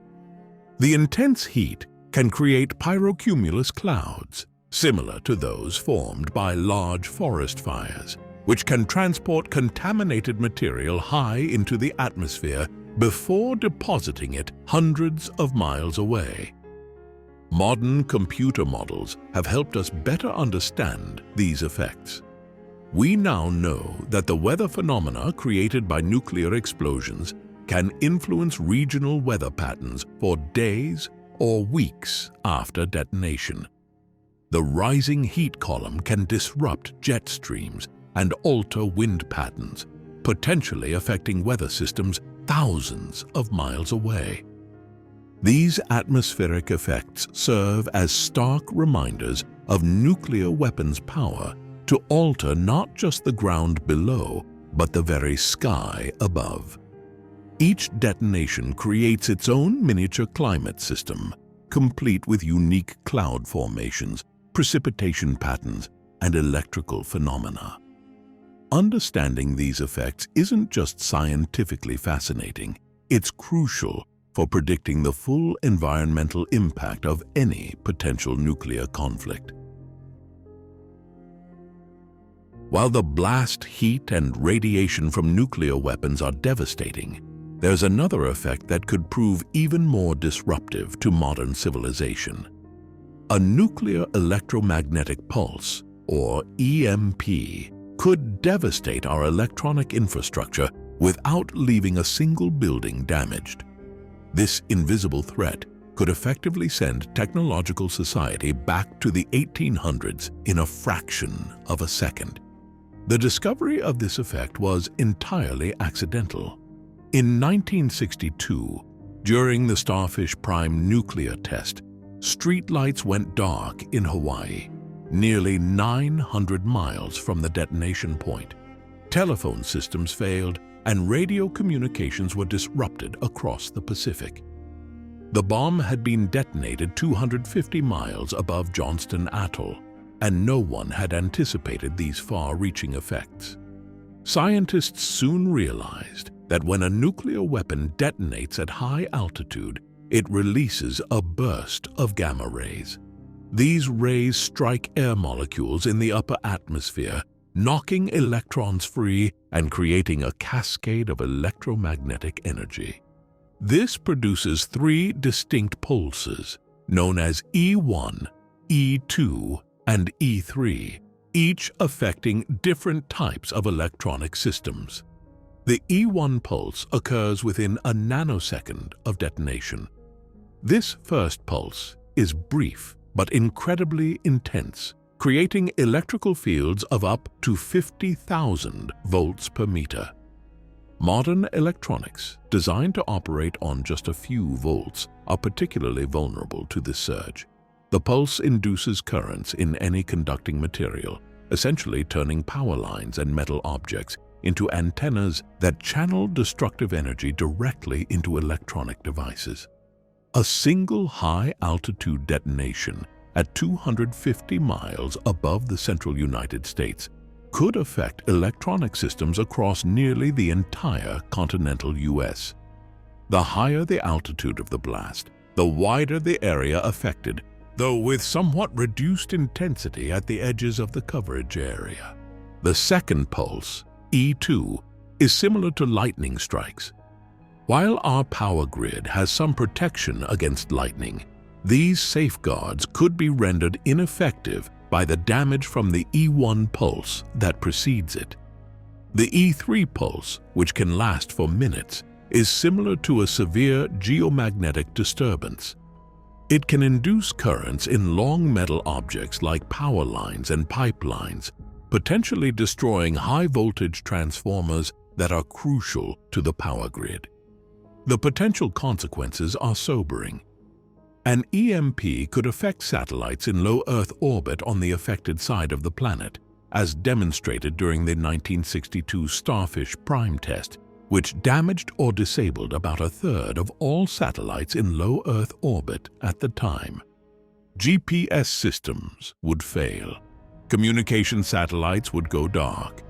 Even satellites in higher orbits could be damaged by the radiation released from the nuclear explosion. On the ground, the effects would be equally devastating. Most modern vehicles contain dozens of microprocessors controlling everything from fuel injection to airbags. Many would simply stop working. Aircraft electronics could fail, though commercial aircraft are required to have some EMP shielding. Banking systems would go offline. Water treatment plants and emergency services would lose power. Perhaps most concerning is the vulnerability of our power grid. The United States has approximately 2,000 high-voltage transformers that are essential to the power distribution system. These transformers are massive, custom-built devices that can take up to 2 years to manufacture. Most are not protected against EMP effects, and we have very few spares. The ripple effects throughout society would be profound. Without power, grocery stores would quickly empty. Fuel pumps wouldn't work. Cell phones would be useless.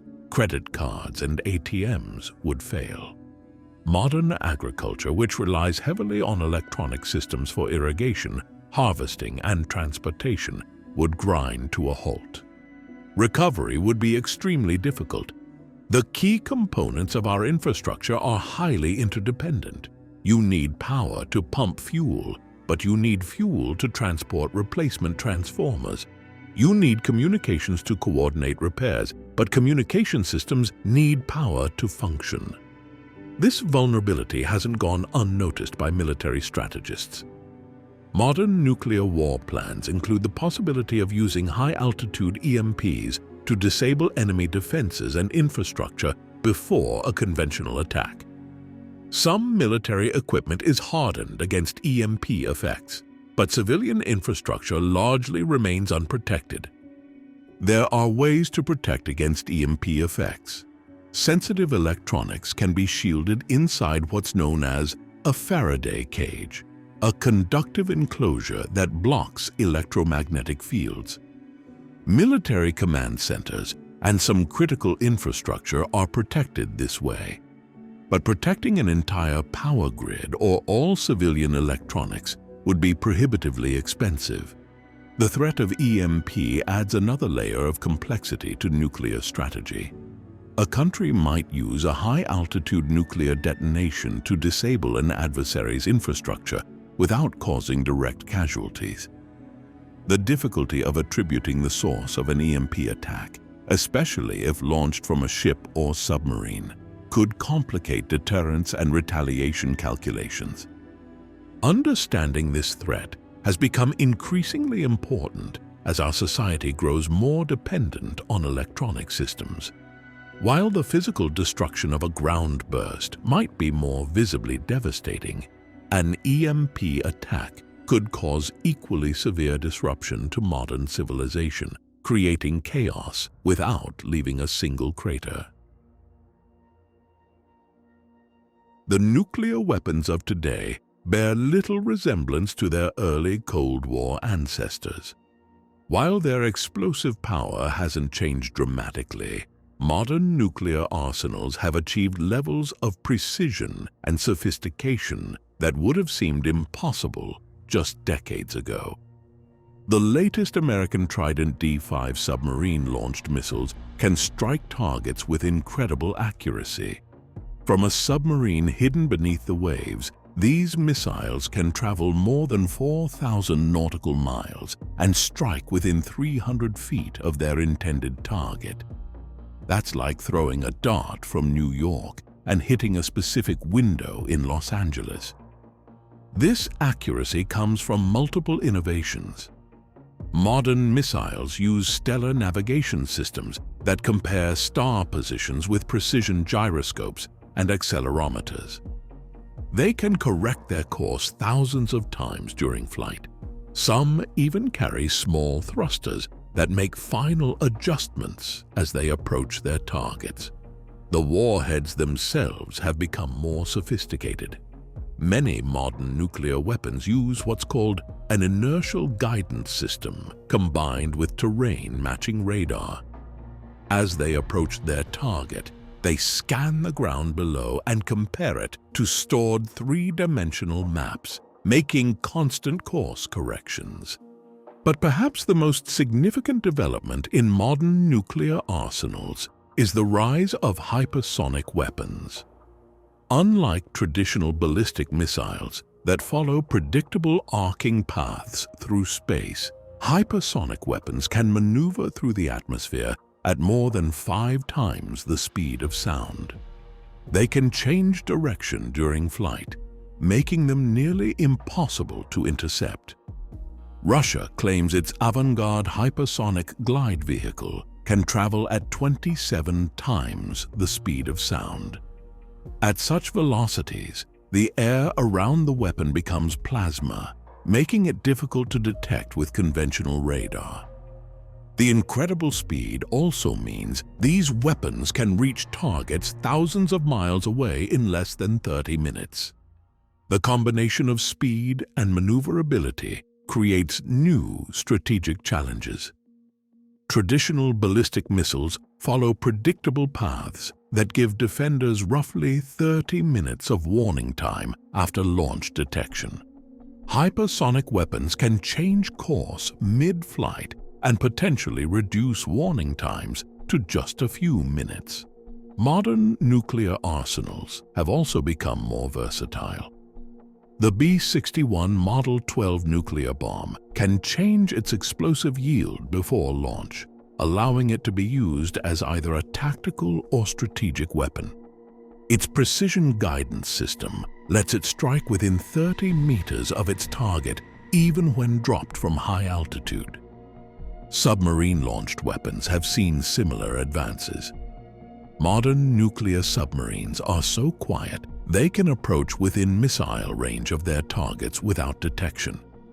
Their missiles can now be programmed in flight, allowing them to change targets even after launch. The command and control systems for these weapons have also evolved. Modern nuclear forces use what's called permissive action links, sophisticated electronic locks that prevent unauthorized launch. These systems use encryption that would take supercomputers thousands of years to break. Satellite systems now provide continuous monitoring of potential nuclear threats.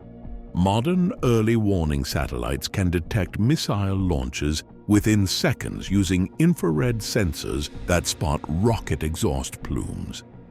These satellites can track multiple missiles simultaneously and calculate their trajectories. The accuracy of modern weapons has changed military strategy. During the Cold War, multiple warheads might be targeted at a single site to ensure its destruction.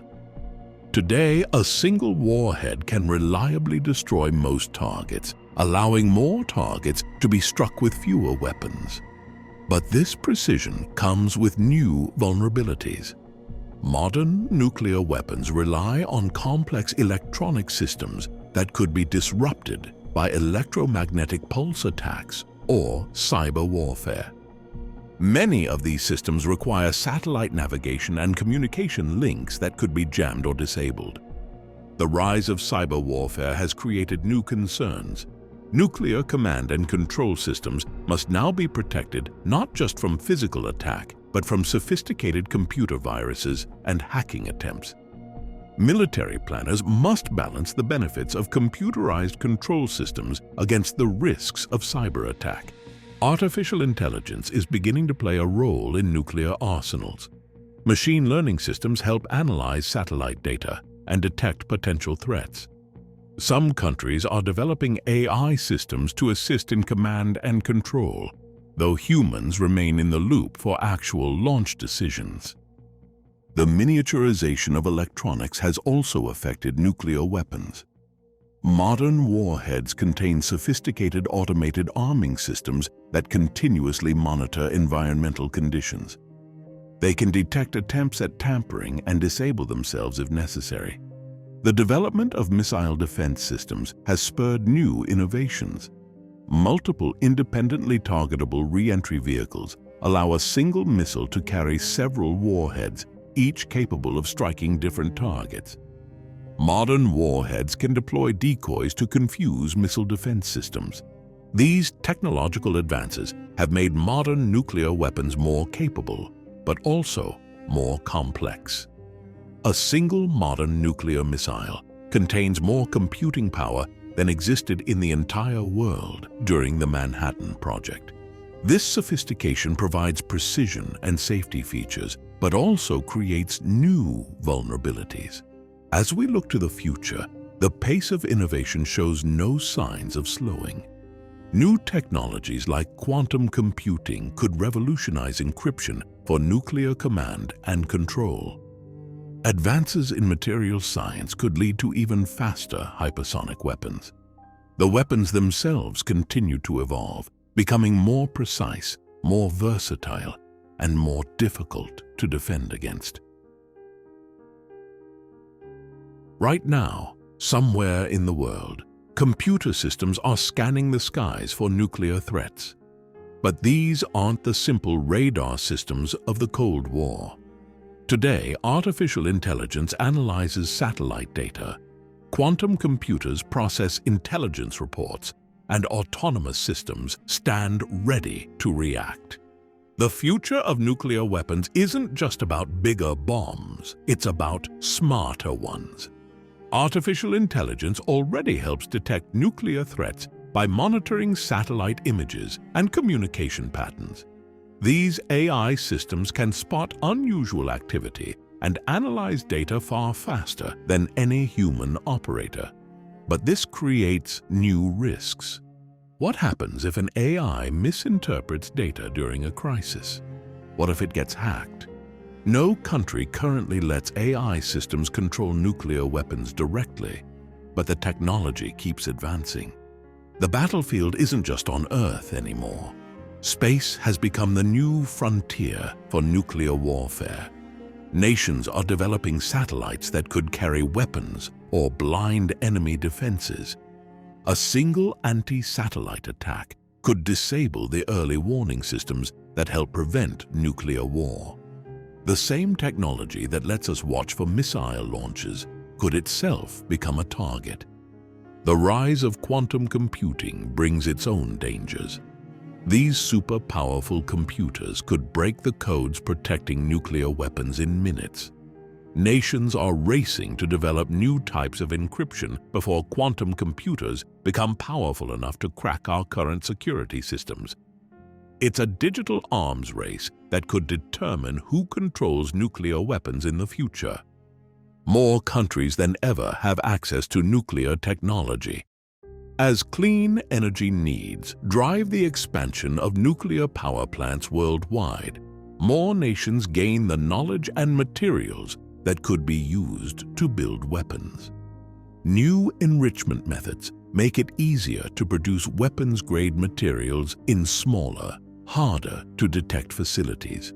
What was once the exclusive domain of superpowers is becoming increasingly accessible. The weapons themselves are evolving too. Modern missiles are so precise that nations might use them to attack nuclear facilities with conventional warheads. But defenders wouldn't know if an incoming missile carries a nuclear or conventional warhead until it hits. This uncertainty makes nuclear war more likely, not less. Scientists are also watching new threats from unexpected places. Bioengineering could create microbes that damage nuclear materials. Nanotechnology might lead to microscopic sensors that could track nuclear submarines. New materials could change how we build and defend against nuclear weapons. The threats aren't just getting bigger, they're getting smaller too. The human element remains crucial but challenging. The experts who maintained nuclear weapons for decades are retiring. Training their replacements means teaching both old knowledge and new technology. It's like trying to maintain a classic car while also updating it with modern electronics. The digital age brings its own risks. Computer viruses could interfere with nuclear control systems. Social media could spread panic during a crisis. Fake videos could trick leaders into making fatal mistakes. The same technology that makes our lives easier could make nuclear war more likely. Terrorist groups haven't given up their nuclear ambitions either. They continue seeking nuclear materials and expertise. Criminal networks traffic in nuclear technology. The chance of nuclear weapons falling into the wrong hands remains a serious worry. The threat isn't just from nations anymore. The world's power balance is shifting too. New countries are joining the nuclear club, each with their own rules and command structure. Old arms control treaties are expiring. Regional rivals are building up their arsenals. The safeguards that help prevent nuclear war are breaking down. Money plays a bigger role than ever. Building and maintaining modern nuclear weapons costs enormous amounts. Each new technology makes them more expensive. Nations must choose between updating their nuclear forces and funding other military or civilian needs.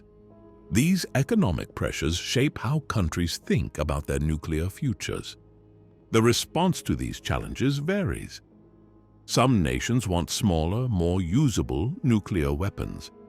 Others push for space-based defenses or new ways to deliver warheads. The debate between having just enough weapons to deter attack and seeking nuclear supremacy continues. The future of nuclear weapons looks very different from their past. Hypersonic missiles shrink warning times to minutes. Autonomous systems raise questions about human control. New sensors make hiding nuclear forces harder. Each advance in technology forces us to rethink how we prevent nuclear war. For all our technological progress, one question remains unchanged. In a world where weapons keep getting smarter, faster, and harder to stop, can we stay smart enough to prevent them from ever being used?